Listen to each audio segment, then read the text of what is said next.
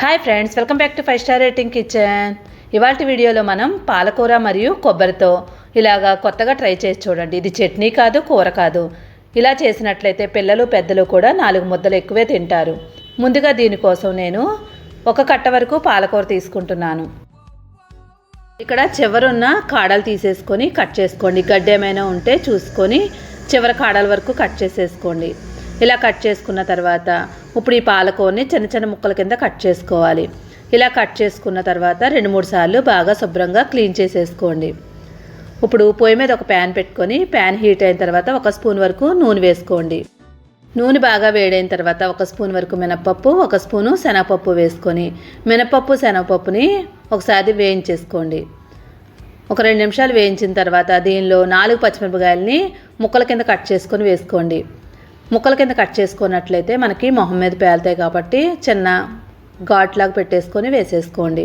Next దీనిలో already మనం clean చేసుకున్న పాలకూరని వేసేసుకోవాలి.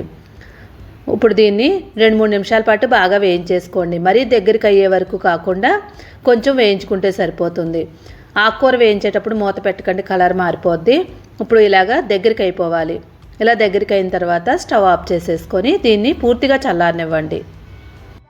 చల్లారిన తర్వాత ఒక మిక్సీ గిన్నె తీసుకుని దానిలో ఈ పాలకూర వేయించిన దాన్ని వేసేసుకోండి. నెక్స్ట్ 1 కప్పు వరకు పచ్చి కొబ్బరి వేసుకోవాలి. లేతగా ఉన్న కొబ్బరి తీసుకోండి, టేస్ట్ బాగుంటుంది. 1/2 కప్పు వరకు నీళ్లు వేసుకొని మిక్సీ చేసుకోండి. కొబ్బరి నలిగిందో లేదో చెక్ చేసుకోండి. నలగనట్లయితే మళ్ళీ మిక్సీ చేసుకోవాలి. ఇప్పుడు దీనిలో 1/4 లీటర్ వరకు పెరుగు వేసేసుకోవాలి. ఇప్పుడు దీన్ని కూడా పెరుగు వేసేసుకొని దీన్ని కూడా మిక్సీ చేసుకోండి. 1/2 కప్పు వరకు మళ్ళీ నీళ్లు వేసుకొని మిక్సీ చేసుకోవాలి. ఎక్కువ నీళ్లు వేసుకోకుండా 1/2 కప్పు వేసుకోండి, సరిపోతుంది. బౌల్ తీసుకొని బౌల్లో వేసేసుకోండి. మిక్సీ గిన్నెలో కొంచెం వాటర్ వేసుకొని ఆ నీళ్ళని కూడా వేసేసుకోండి. పాలకూర వేస్ట్ అవ్వకుండా మిక్సీలో నీళ్లు వేసేసుకొని ఇప్పుడు దీనిలో రుచికి తగినట్లుగా ఉప్పు వేసుకోండి. ఇప్పుడు ఈ ఉప్పు అంతా కలిసేలాగా బాగా కలిపేసుకోవాలి. మనం చేసుకున్నది మరీ పలచగా ఉండకూడదు, మజ్జిగలాగా మరీ గట్టిగా పెరుగులాగా ఉండకూడదు, ఇలా ఉండాలి. ఇప్పుడు దీనిలో 1 ఉల్లిపాయను తీసుకోండి. చిన్న చిన్న ముక్కల కింద కట్ చేసుకొని ఆ ఉల్లిపాయ ముక్కలు కూడా వేసేసుకోవాలి. ఉల్లిపాయ ముక్కలు వేసుకున్న తర్వాత మళ్ళీ ఒకసారి బాగా కలిపేసుకోండి. ఇలా మొత్తం కలుపుకొని దీన్ని పక్కన పెట్టుకొని పొయ్యి మీద ఒక ప్యాన్ పెట్టుకోండి. ప్యాన్ హీట్ అయిన తర్వాత 1 స్పూన్ వరకు నూనె వేసుకోండి.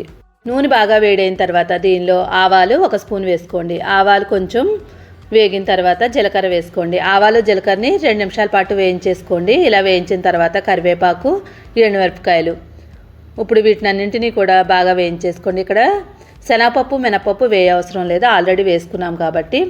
ఇది మొత్తం అంతా బాగా దోరగా వేయించుకున్న తర్వాత దీన్ని మజ్జిగలో వేసేసుకోండి. అయితే వేడిగా ఉన్నప్పుడు వేయకూడదని ఏం లేదు, కావాలనుకుంటే చల్లారిన తర్వాత అయినా వేసుకోవచ్చు, వేడిగా ఉన్నప్పుడైనా వేసేసుకోవచ్చు. ఇప్పుడు మొత్తం అంతా కూడా బాగా కలిపేసుకోండి. పాలకూర, కొబ్బరి, పెరుగు ఈ 3 కాంబినేషన్లో తయారు చేసుకుంటున్నాం కాబట్టి టేస్ట్ చాలా బాగుంటుంది. మొత్తం కలుపుకున్న తర్వాత ఇంకా దీన్ని మనం ఒక ప్లేట్లోకి తీసుకొని సర్వ్ చేసుకోవడమే. మజ్జిగ చారు చేసుకుంటాం కదా, ఆ ప్లేస్లో మనం ఇక్కడ పాలకూరని యాడ్ చేసుకున్నాము. ఆరోగ్యానికి పాలకూర ఎంతో మంచిది కాబట్టి పిల్లలు వద్దనకుండా కూడా ఇలా చేసినట్లయితే తింటారు. ఇంకా టేస్ట్ కూడా కొబ్బరి వేసాం కాబట్టి అస్సలు తెలియదు. వేడివేడి అన్నంలో కొంచెం నెయ్యి వేసుకొని ఈ పాలకూర మజ్జిగ చారు వేసుకొని తిని చూడండి. సూపర్ అంటే సూపర్గా ఉంటుంది. ఇప్పుడు పప్పు సాంబార్ కాకుండా ఇలా డిఫరెంట్గా చేసి చూడండి, రుచి అమోఘంగా ఉంటుంది. వీడియో నచ్చితే కనుక తప్పకుండా లైక్ చేసి ఛానల్ని సపోర్ట్ చేయడానికి సబ్స్క్రైబ్ చేసుకోవడం మాత్రం మర్చిపోవద్దు. Thank you.